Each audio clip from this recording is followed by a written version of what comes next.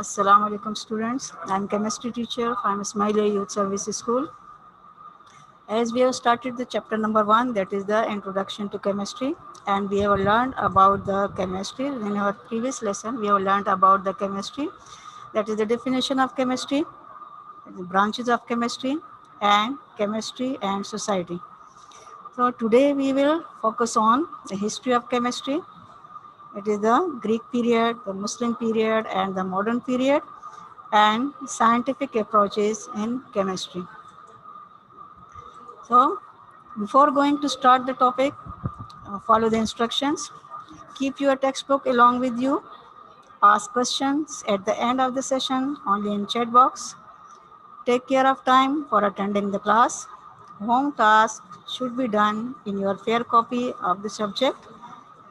If there is any disconnectivity during the teaching, try to join session within 5 to 10 minutes. Okay, feed ID and password properly with your name and class. Okay, now first topic is the history of chemistry. Now, what is mean by history of chemistry? The history of when the history of chemistry started. The history of knowledge is an old as the history of mankind on earth. Okay, the history of knowledge is as old as the history of mankind on earth. Human beings started their activities in chemistry when the process of burning was first discovered. I'm repeating, history of knowledge is as old as the history of mankind on the earth. Human beings started their activities in chemistry when the process of burning was first discovered. Okay, we have different landmark in the history of chemistry. That is the Greek period, the Muslim period, and the modern period. Okay, we have different landmark in the history of chemistry. That is the Greek period, the Muslim period, and the modern period. And the first one is the Greek period. Now, Greek period, the Greek philosophers like Plato from 347 to 428 BC, Aristotle 322 to 348 BC, and Democritus 357 to 460 BC, and many others contributed a lot in the number of small ways to the early development of chemistry. Listen again. Greek philosophers like Plato, Aristotle, and Democritus, and many others contributed a lot in a number of small ways to the early development of chemistry. Okay, next one, they introduced the concept of elements, atoms, and the chemical reactions. They introduced the concept of elements, atoms, and the chemical reactions. They thought that all matter was derived from four elements, and these four elements are earth, air, fire, and water. They thought that all matter, as we know what is matter, all the thing which have weight and occupy space is called matter. And the Greek philosopher thought that all matter was derived from four elements: earth, fire, earth, air, fire, and water. As earth, air, fire, and water, these elements have properties of their own. Okay, earth, okay, fire, earth, water, and air. A Greek philosopher thought that matter is made up of four elements, that is fire, earth, water, and air. And these elements, according to them, these elements have properties of their own. Okay, according to them, these elements have properties of their own, such as hot, dry, cold, and wet. Okay, according to them, these elements have properties of their own, such as hot, dry, cold, and wet. Okay, so fire was, let me start from the fire. Fire was hot and dry. Okay, according to them, fire was hot and dry. Earth was dry and cold, water was cold and wet, and similarly, air is hot and wet. Okay, these are about the Greek period. According to these scientists, according to these scientists, they uh, uh, says that matter is made up of the four elements, that is fire, earth, water, and air. And these elements have their own properties, that is hot, dry, cold, and wet.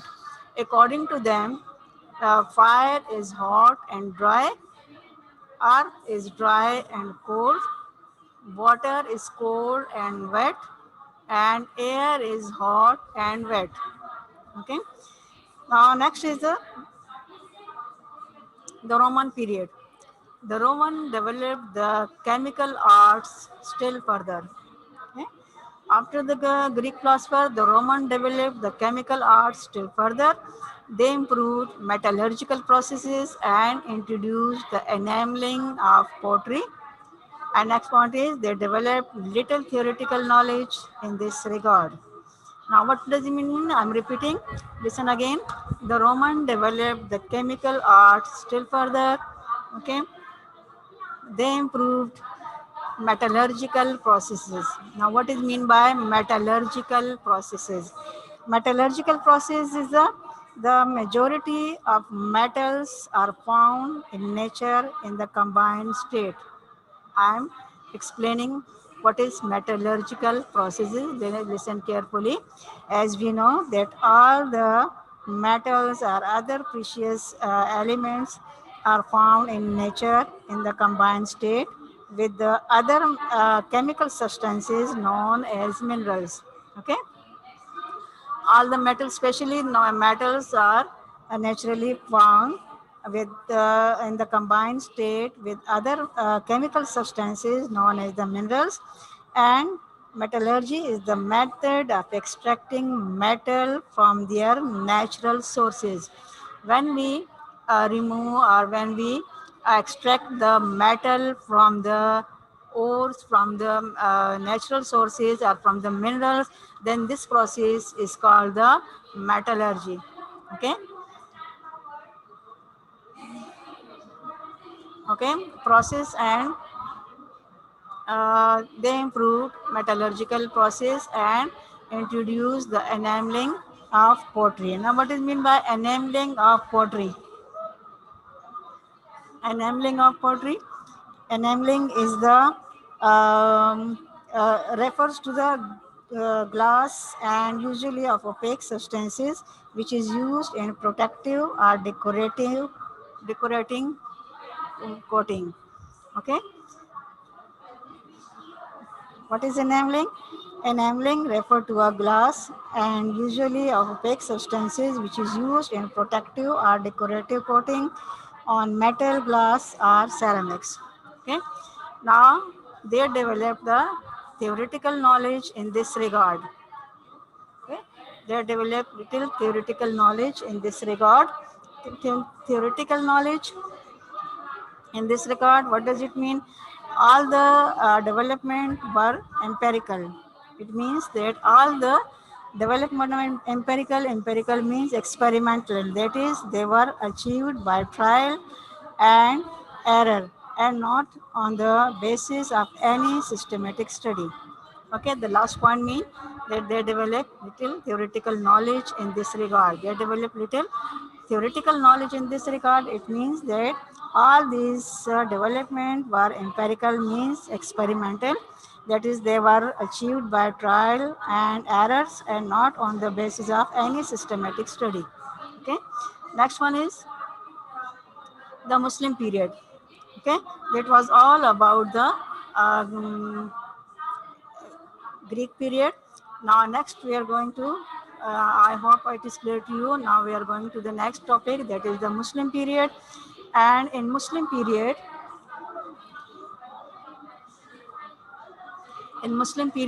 Jabir winner for this, these are the Muslim period. Muslim period were,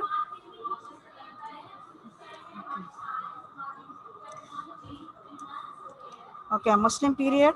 The Muslim period was here first was as the period of alchemist. Okay, the Muslim period was also known as the period of alchemist. The scientific knowledge basis the by given the most of the following scientists contributed a lot in the field of chemistry. That is, first one is the Jabir ibn Hayyan. Okay, Jabir ibn Hayyan was also known as the father of alchemy.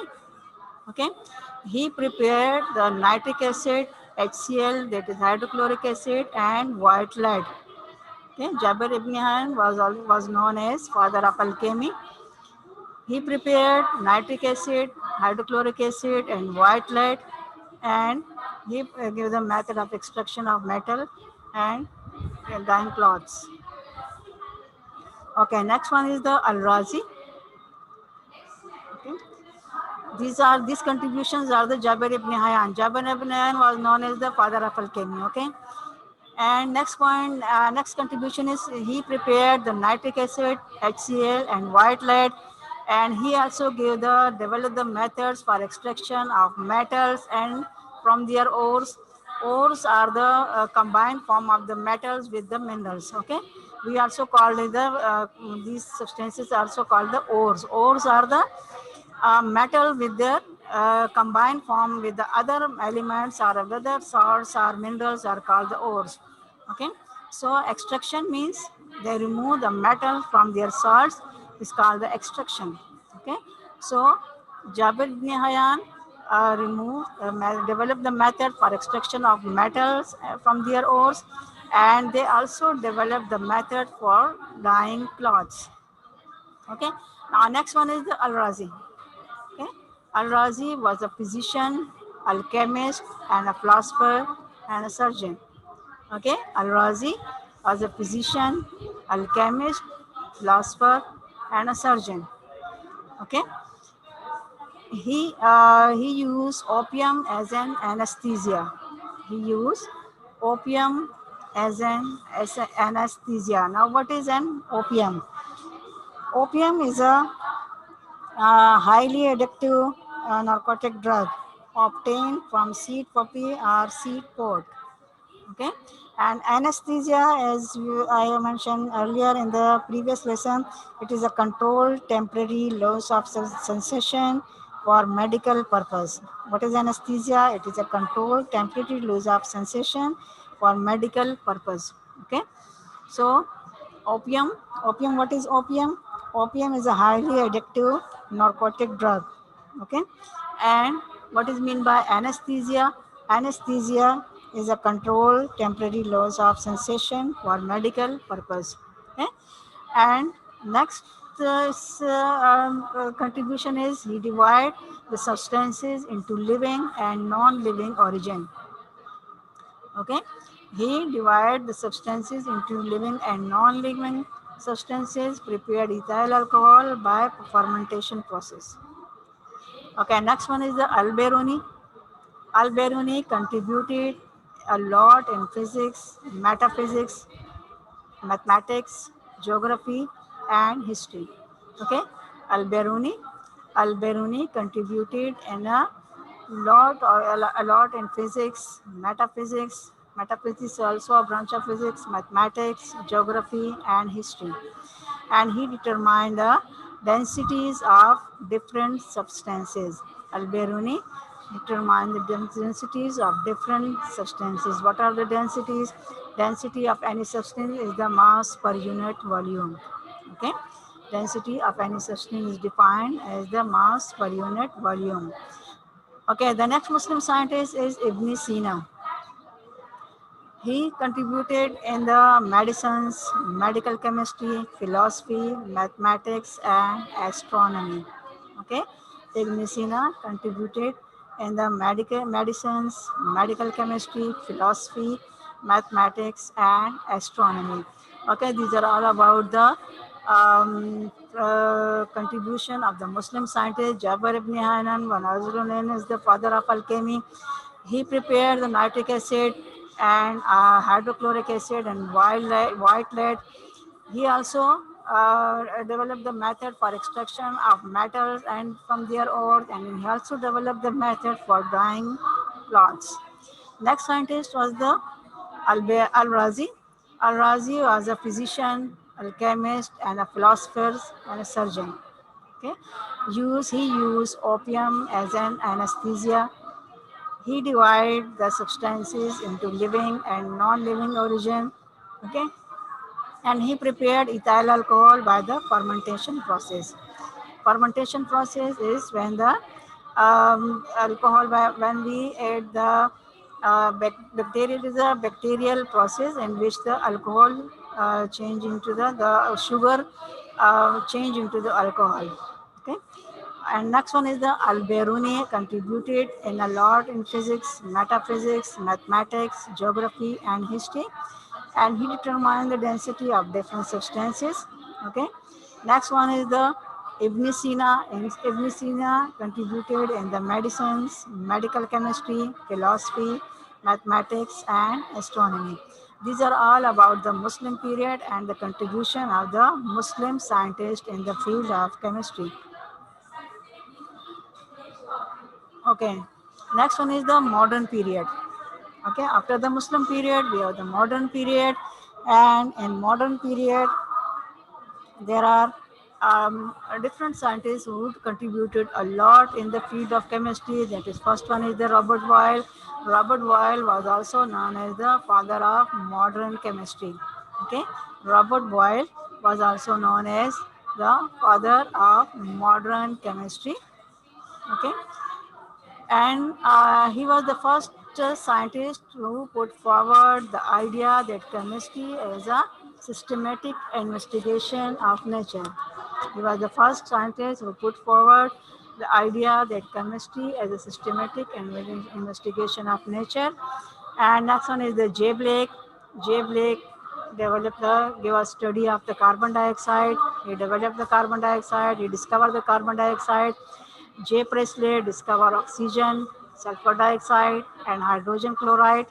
Okay, J. Presley discovered oxygen, sulfur dioxide, and hydrogen chloride. Scheele discovered chlorine gas. Okay, Cavendish discovered hydrogen gas. Okay, Cavendish discovered the hydrogen gas. Revisers discovered that oxygen constituted about one-fifth of the air. As we know, the air oxygen is present. By part is the one-fifth of the air is present. Oxygen is present in there, one-fifth by volume. Okay, so the Lavoisier for the first time discovered that oxygen constituted about one-fifth of the air. Okay, John Dalton.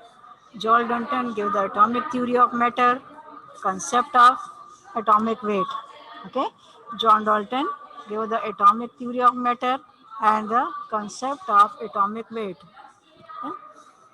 Next one is the Gay-Lussac, Avogadro, Dulong, and Petit. Gay-Lussac, Avogadro, Dulong, and Petit. Okay, they led the determination of relative atomic and molecular masses of many substances. Okay, they led determination of relative atomic and molecular masses of many substances. Next one is the J.J. Berzelius. J.J. Berzelius gave the idea of symbols, formula, and chemical equation. Okay, J.J. Berzelius gave the idea of symbols, formula, and chemical equation. Next one is the Mendeleev. Mendeleev discovered the periodic arrangement of the elements. Okay, and he arranged the element by increasing atomic masses. Okay, he arranged the element by increasing atomic masses. Now, next one is the Arrhenius. Mendeleev discovered the periodic arrangement of the elements. Next one is the Arrhenius and Faraday. Arrhenius and Faraday give the ionic theory and the laws of electrolysis. Okay, laws of electrolysis. Arrhenius and Faraday give the ionic theory and the laws of electrolysis. And next one is the J.J. Thomson, H. Becquerel, M. Curie, Neil Bohr, and E. Rutherford. Discoveries of structure of atoms, radioactivity, thereby opening the door of the present nuclear age. As radioactivity, as we have learned in a previous lesson, that nuclear and nuclear chemistry, that when the nucleus fission reaction or fusion reaction, a lot of energy releases, and with the energy we have some rays are emitted, emission of rays are occur, and these rays are called the radioactive rays. So J.J. Thomson, H. Becquerel, M. Curie, Neil Bohr, and E. Rutherford discover the structure of atom, radioactivity, thereby opening the door of the present nuclear knowledge.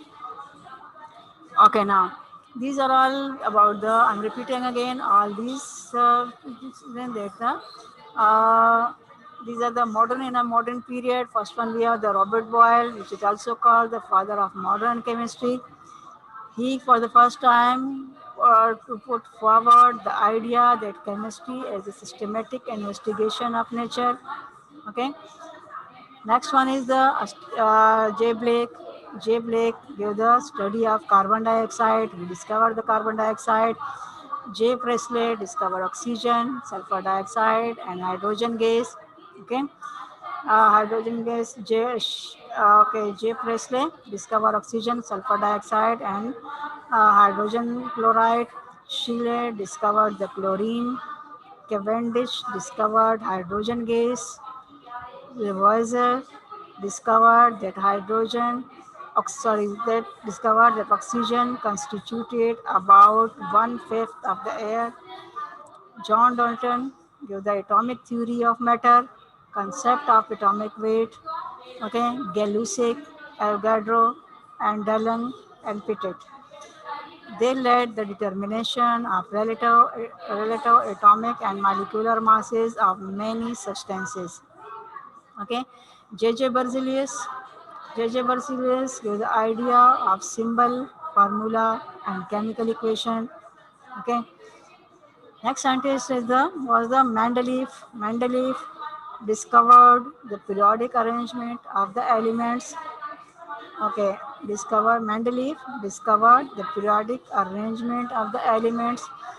Okay, next one is the Arrhenius and Faraday. They give the ionic theory and the laws of electrolysis. Next on the any chapter we will learn about the electrolysis. What are the electrolysis? We will learn in upcoming classes. Okay. Next one is the J.J. Thomson, H. Becquerel, M. Curie, Neil Bohr, and E. Rutherford. They give the discoveries of structure of atoms, radioactivity, thereby opening the door of the present nuclear age. Okay, these are the three landmark in the three periods in the field of chemistry. That is the Greek period, the Muslim period, and the modern period. And next one is the scientific approach in chemistry. Now, what is mean by the scientific approach or scientific method? Okay, scientific approach or scientific method. Uh, okay, scientific approach or scientific method, a method which is used in a systematic study of science to discover the facts, making predictions, theories, and scientific law is known as scientific method. Okay, what is the scientific approach in chemistry or scientific method in a chemistry? A scientific approach or scientific method, a method which is used in a systematic study, is a systematic study of science to discover the facts, making predictions, theories, and scientific law is known as scientific method. So we can say that there are four main stages of scientific method. There are four main stages of scientific method, and these four scientific methods are the observation. Okay, first one is the observation. After observation, the hypothesis, then theory, and then scientific law. Now, what is observation? It is a basic tool to go for elaborating a phenomena. Now, what is meanwhile for explanation of the observation is observation is different people observe a phenomena in different way. Of us observe something very critically. Some of us observe something very critically to extract from it a new point. Okay, for observation we use our five senses. Okay, and what is observation? During different people observe a phenomena in different ways. Some of us observe something very critically to extract from it a new point. That is, observation is a basic tool to go for elaborating a phenomena, but it may vary from person to person according to his own skill. As we know that we use our five senses for observe anything. Okay, and observation is a basic tool to go for elaborating a phenomena, but it may vary from person to person according to his own skills of elaboration. Observation of a thing is one of the scientific approach in chemistry. After when we observe anything and find a critical point, find a point in observation, then it goes to the hypothesis. Next stage is the in a scientific method is the uh, hypothesis. When a phenomena is observed, a scientist ponders over it and carries out relevant experiment. What is hypothesis? When a phenomenon is observed, a scientist ponders over it and carries out relevant experiment, receives through the data and arrives at possible explanation for the nature of phenomena. This explanation, which is still only a trial idea, is called a hypothesis. Okay, what is hypothesis? When a phenomenon is observed, after observation, a scientist ponder over it and carries out relevant experiment. Now, after observation to prove the observed phenomena, they perform experiment and sees through the data and arrives at a possible explanation for the nature of phenomena. This explanation, which is still only a trial idea, is called hypothesis. It may not, it may or may not undergo a change as a result of further investigation and accumulation of more knowledge or fact. It means that hypothesis, it is only at the main points of the hypothesis is that hypothesis is a trial idea. Okay, it is the possible explanation of observed phenomena. Okay, it is the possible explanation of the observed phenomena. It is tentative, means may or may not be changed after further investigation. Okay, after further investigation, it may or may not be changed. So listen again. In short, we can say the hypothesis, it is only a trial idea. Okay, after observation we have hypothesis, and hypothesis it is only a trial idea. It is possible, it is the possible explanation of observed phenomena. It is the possible explanation of observed phenomena. Okay, it is possible, it is tentative. Tentative means it may or may not be changed after further investigation. I hope it is clear to you. Now going to the next step, that is the theory. Now what is mean by theory? Theory is when the hypothesis is supported by large amount of different types of observation and experiment, then it becomes a theory.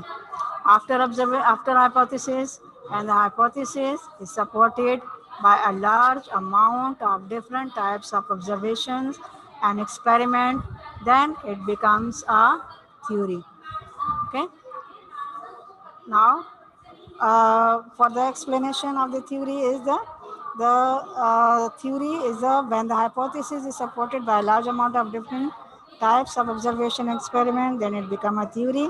That is scientifically acceptable idea or principle to explain a phenomena.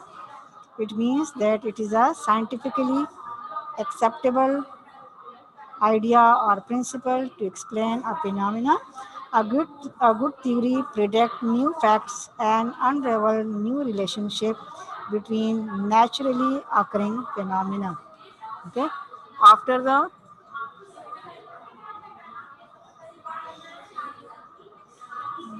after the hypothesis, when the hypothesis different types of observation and phenomena, the theory is the it is the when the hypothesis is supported by a large amount of different types of observation experiment, that it become a theory, that is scientifically acceptable idea or principle to explain a phenomena. A good theory predict new facts and unravel new relationship between naturally occurring phenomena. Okay. Now next is the scientific law. Now what is scientific law? A theory which is tested again and again and found to fit the facts and form which valid prediction may be made. Now, what is a scientific law? A theory which is tested again and again and found to fit the facts and from which valid prediction may be made is known as scientific law or principles. Okay? A theory which is tested again and again and found to fit the facts and form which valid prediction may be made. So it means that a theory is a which is tested again and again and found to fit the facts and form from which valid predictions may be made is known as scientific law or principles. So these are all about the scientific. These are the scientific approach in chemistry. Now I am repeating again. Listen carefully again. What are the scientific method or scientific approach in chemistry? So the scientific approach is there are four stages, and the four stages are the first of all, listen about the scientific approach in chemistry. What is the scientific approach? A method which is used in a systematic study of science to discover the facts, making predictions, theories, and scientific law is known as scientific method. So we can say that there are four main stages in the scientific method. First one is the observation. What is observation? Observation is the it is a basic tool to go for elaborating a phenomena, and observation is the basic tool to go for elaborating a phenomena, but it may vary from person to person according to his own skills of elaboration. Observation of a thing is one of the scientific approach in chemistry. Okay, next one is the hypothesis. After observation, we have the hypothesis. What is hypothesis?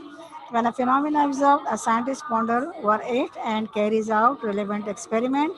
He sees through the data and arrives at a possible explanation for the nature of phenomena.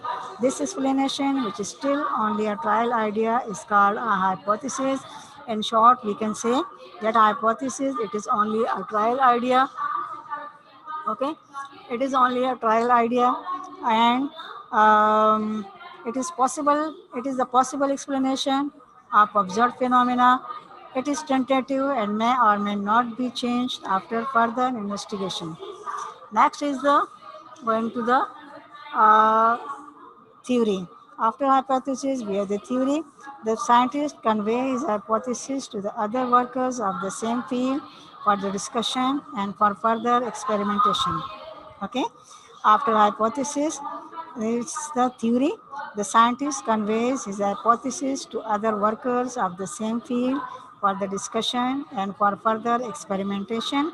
And the hypothesis is supported by a large amount of different types of observation and experiment, then it becomes a theory that is significantly acceptable idea or principles to explain the phenomenon. Okay, a good theory predict new facts and unravel new relationship between naturally occurring phenomena. Again, in short, we can say what is a scientific theory? It attempts to give a possible explanation of the phenomena. Okay, it cannot be represented by mathematical expression. The theory is supported by observation and experiment. Okay, and experiment it explain the results of the experiment. It explain the result of the experiments. Okay, next one is the scientific law, a theory which is tested again and again and found to fit the facts and from which Valid prediction may be made is then known as scientific law or principle. Okay, these are all about the scientific approach in the chemistry. Now, going to the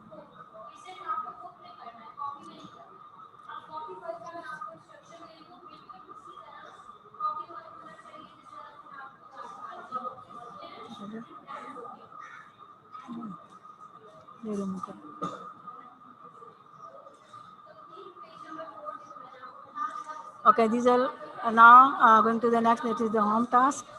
It is write down the first question is the write down the contribution of modern period scientist in the field of chemistry.